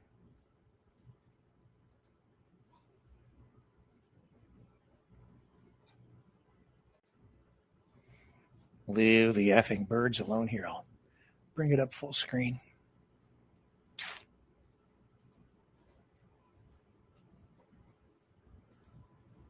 Here we go.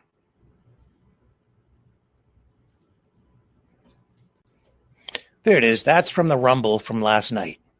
Still in the comments. You can go see it for yourself.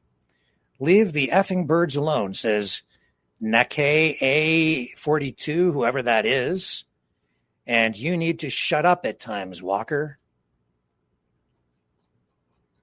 But I didn't because you guys said you wanted truth.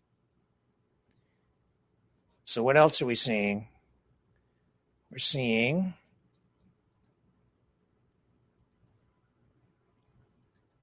this, which I found very alarming. It was the other night. I didn't even want to show it to people, but I'm going to show it to you tonight because I do want people to remain safe. I hope this is going to come up on the screen here. Computer's sluggish. Hang on. It's not presenting. Running out of memory, perhaps.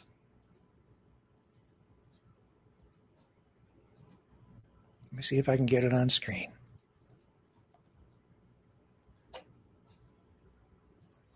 Come on.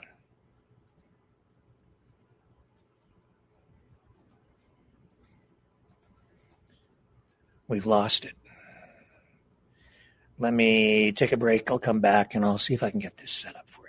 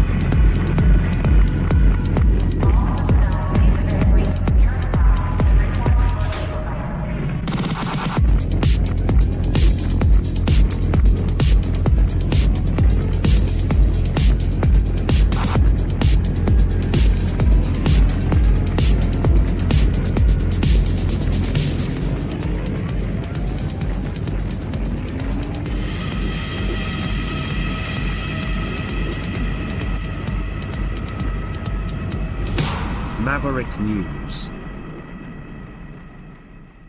The world is watching.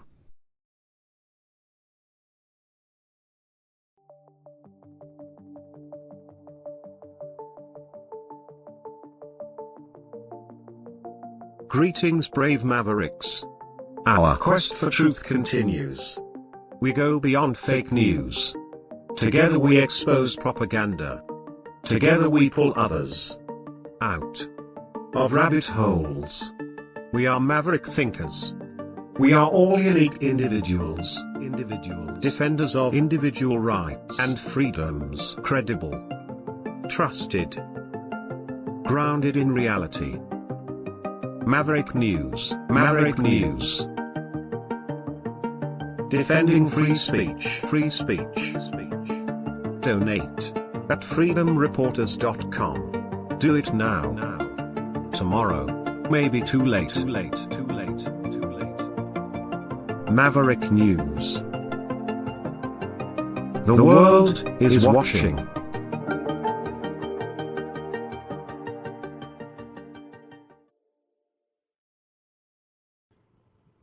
Okay, so I've got it. It's just the server attack thing is just throwing everything out of whack. Before I show you this, I just want to rewind your minds back to the pandemic, and especially here in Canada. You may recall there was a survey done asking people if they thought that if the unvaccinated people should be taken to camps. It was on the front page of newspapers. In particular, I saw it on the Toronto Star, and I was appalled. A lot of people were pretty upset at that time because a majority of people indicated that, yeah, they would be in favor of, if I remember the poll correctly, a high percentage, maybe a majority, saying yes, they would support the unvaccinated being taken to essentially concentration camps or camps because of the fear. And the narrative was out there, was like the unvaccinated were largely being dehumanized through a campaign, right? So when I'm hearing this language, when I'm seeing a world again where everything is flipped upside down, this becomes what they call news speak. George Orwell, 1984. They're controlling your mind. They're controlling your narrative. They're manipulating your reality. And when peace and love become weapons, when peace becomes war becomes peace, everything gets flipped. When this is the kind of thing that goes on when you're turning in, when you're conducting, it's perception management. It's information warfare. It's passive aggressive, 5th generation hybrid warfare. This party this weekend, it's not just a party, obviously. It's politics in motion, but it's politics by any other means expressed through a form of passive-aggressive warfare. This is what it is. Make no mistake that what's going on there this weekend is not just about these birds. It's about a larger political movement, and that is also partly why when I'm talking about these things, when I'm talking about the birds, when I'm talking about the facts around the birds, people are upset with me, not because I'm giving you factual information about the issue at hand. They're upset with me because they need this protest to proceed unencumbered. Because it's not about the birds for them. It's about their politics. It's about a political movement. There's another agenda in play here. And you need to be aware of that before you go out there thinking that you're just holding the line for the birds. You need to understand that you're walking into something that's a political hot potato. You need to understand what the legal ramifications of this are. You need to understand what risks you're taking, what risks they're asking you to take. What risks that the risk that they're putting you in, the jeopardy they're putting you in, maybe without really explaining fully what risks it is that you're facing.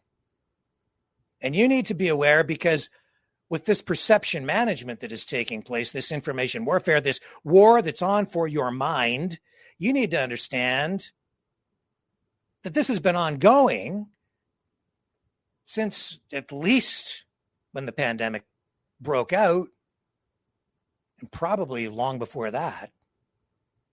And we saw how people's opinions, how certain groups of people were dehumanized. See, this is what you do to soldiers too. Before you send them off into battle, you dehumanize the enemy in the minds of your soldiers. You dehumanize the enemy so that psychologically they are capable of killing the other side. They're doing all kinds of things. In a civil society where I don't have any desire to go hurt anybody today, but you get somebody in the right mindset and they'll just put anything. So I'm very alarmed when I'm looking in the chat the other night and I see this.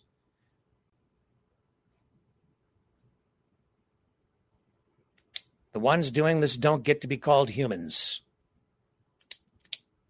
Referring to the people, the contract killers, as they're being called. The murderers. How do you think the protesters who are out there tonight, who have been encouraged to surround the farm and get their phones out and participate in this protest, what's the mindset when I'm seeing this in the chat? And this isn't even somebody who's out there. What do you think I'm thinking when I see somebody messaging that they want to get violent? What do you think I'm not concerned when I see the live streamers who are promoting this thing saying, on a fairly consistent basis, can't get violent? Why do you have to keep saying it if it's just about peace and love? Good that you're saying it, but why do you have to keep saying it? What is it that's got people so jacked up that they're potentially, some people are calling for violence? What is it that's getting to them to that point? Maybe it's the language being used to dehumanize people who are actually your neighbors. It might very well be somebody local who has been hired to go in to humanely cull those ostriches. And even if it isn't someone local, they're still a human being. The police officers who come there are people. The CFIA staff that show up, if they show up, they're people, human beings. Probably from the next community over, or maybe just down the road, or maybe from the other side of Canada. They're Canadians too. They're people. Remember that. It's not the other way around. It's not upside down. The ostriches are not people. They are animals. They are farm livestock. They are being used for research by people who are now calling them pets. You should remember that. In an open air bio lab.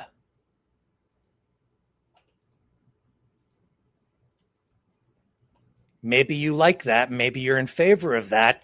I can understand why they want to keep, they want a resolution to this thing pretty quickly, because they got to get back to injecting those birds with the genetically engineered COVID pseudovirus as quickly as possible so they can start selling those eggs again, so they can, I guess, save humanity, right?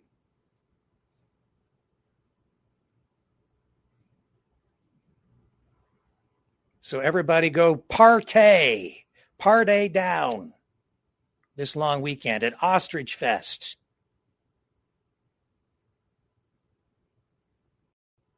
Let's save those birds and get back to the experimentation, shall we? This is absolutely the hill to die on. I can see why. I can absolutely see why. And as much as everybody, so many people out there tonight want me to shut up.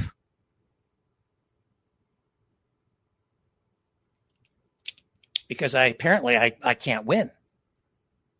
Not going to win this one.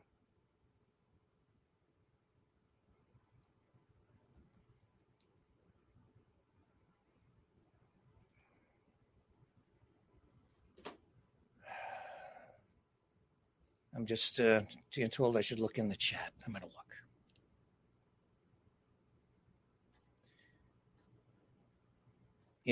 I'll tell you how I lose. I'll tell you how I lose. I lose if I stop serving you. I lose if I allow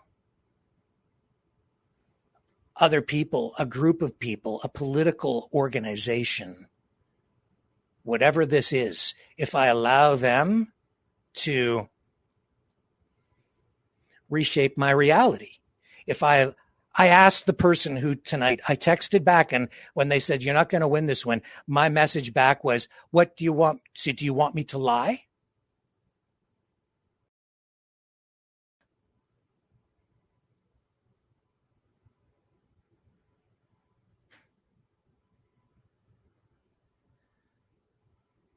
It literally comes down to that. Do you want to live a lie?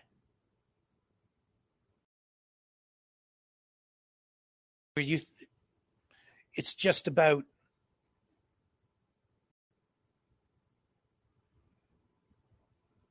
evil government coming to kill innocent human birds for no reason? No, there are reasons.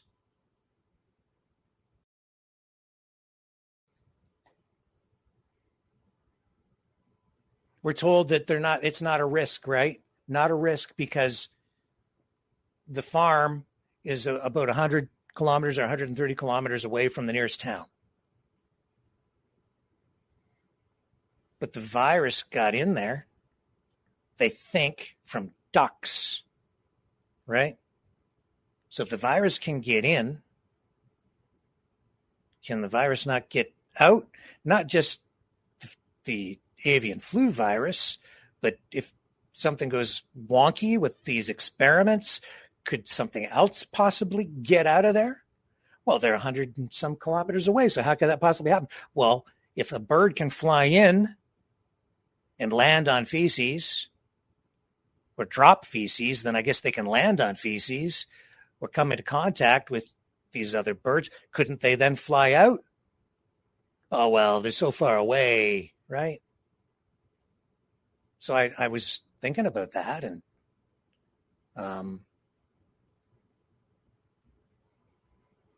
I started to look it up, and I thought, well, how far do ducks fly? These ducks were on a migratory route. They're on a migratory route. And if you're on a migratory route, let me see here. I looked it up. Here we are. So migratory ducks, depending on the species, some of them fly as much as 2,000 to 3,000 miles. Here's a map of migratory routes this is just the different flyways. So we're talking about the Pacific Flyway here. And these ducks, some of them, depending on the species, all the way from the top of Alaska all the way down into Mexico.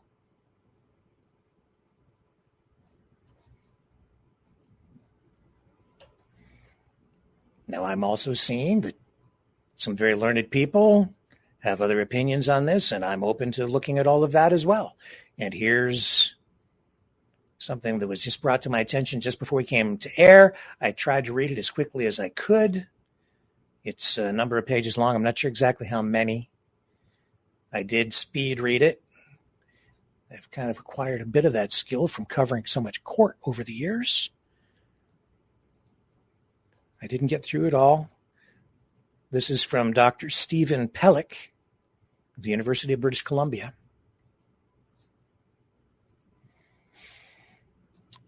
Lengthy letter here, basically saying that the stamping out policy is not working and addressing the possibility of, how infectious are these birds, and talking about how these birds could be used to study in some way these antibodies or whatever. So that's a position that was taken by this professor at the Department of Medicine, University of British Columbia. Other professionals, experts in this area, seem to disagree with him. And it isn't just about that anyway. There are also some other legal implications and the setting of precedents and what this might mean in the long run for the government's ability to respond to emergencies. But I certainly acknowledge that point of view. See tonight as well that the local council is kind of taking that kind of position. They're trying to assert their authority here to require that these birds be tested before they accept them into the local landfill. I don't know how the CFIA, Canadian Food Inspection Agency, will ultimately handle this, or how police will handle this. I can tell you that based on, I think it's going to turn into a standoff of some kind. That's why they want so many people to go there. They want the numbers. Who knows how it will play out? I hope I've given everybody enough information here tonight that they can make an informed decision before they go off to participate in a protest. Do as you will.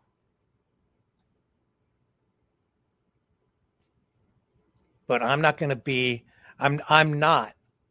to allow myself to be bullied, intimidated, threatened, coerced into complying with a narrative that does not offer truth, because it doesn't offer whole truth. It offers selective information and a news speak, Orwellian style, to manipulate perception. If we allow others to manipulate our reality, we become complicit in our own slavery. If we allow others to control the language and dehumanize other people, we are repeating the mistakes and the sins of the past, where we've seen people literally loaded onto trains and shipped off to concentration camps because of language exactly like that, which horrifies me. And then this person wonders why I push back. The ones doing this do get to be called humans, because you may not agree with them, but they are operating within the law. They are operating with the authority of the people, because this has been handled through the courts. This has dragged on for months because the farm owners have been given due process. And while this is still playing out through protest, which is fine, it's imperative that I do my job as a journalist, because a free media is one of the pillars of a free and democratic society. And if I allow others to coerce me, to silence me, to comply and just shut up or just get with the program, then everything crumbles. Freedom is lost. And if I allow that to happen, I become complicit, not just in my slavery, but also yours.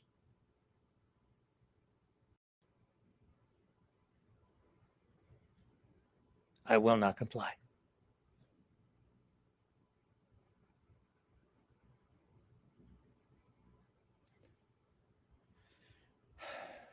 We'll get into the other news tomorrow night.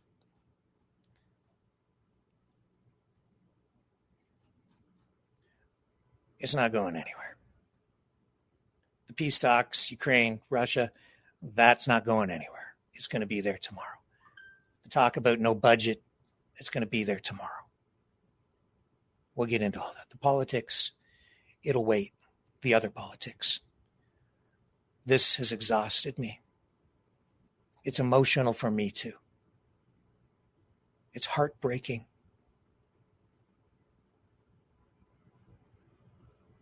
I just want this to stop.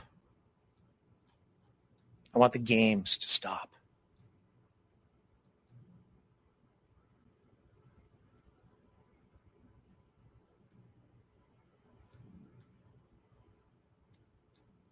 Love you guys.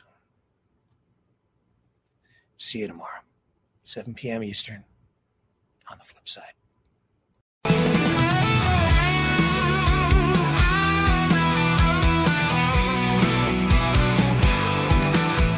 Well, I heard old Cosmo howling last night up on the hill where the moon shines so bright. He was singing a tune, lonesome dogs cry about freedom, running and touching the sky. If I leave here tomorrow, would you still remember me? Cosmo's free, running wild, wild as the wind can be. He's a free dog, he's a free dog, he's a free dog. Cosmo's got them paws that just itch to roam. He's chasing his dreams, he's far from home. With a heart full of love and a spirit so free, he's living his life wild and carefree. If I leave here tomorrow, would you still remember me? Cosmo's free, running wild, wild as the wind can be. He's a free dog, he's a free dog, he's a free dog. He's got the stars in his eyes, the wind in his fur, a tail that wags like it's never heard of a blur. Cosmo's on a journey, he's got no chains. He's running through fields, breaking all the lanes.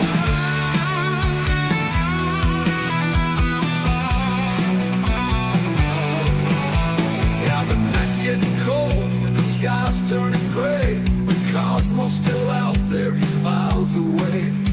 He's not looking back, he's got his path to tread. With every step, he's leaving his bed. If I leave here tomorrow, would you still remember me? Cosmo's free, running wild, wild as the wind can be. He's a free dog, he's a free dog, he's a free dog. So if you're feeling lost, just think of Cosmo's run. Remember his spirit, his freedom, his fun. And maybe one day, when you're feeling alone, you'll find your own freedom and let your spirit go. If I leave here tomorrow, would you still remember me? Cosmo's free, running wild, wild as the wind can be. He's a free dog, he's a free dog, he's a free dog.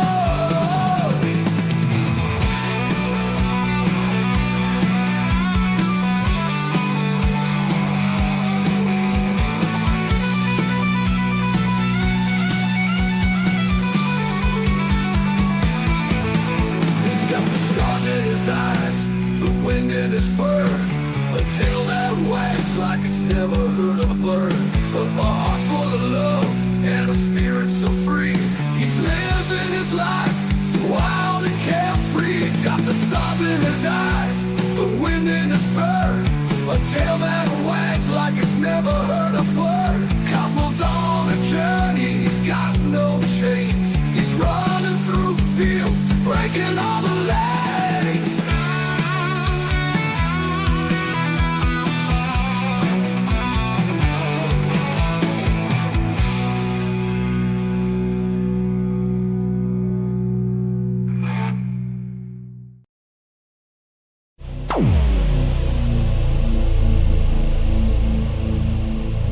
This has been a Maverick Multimedia production.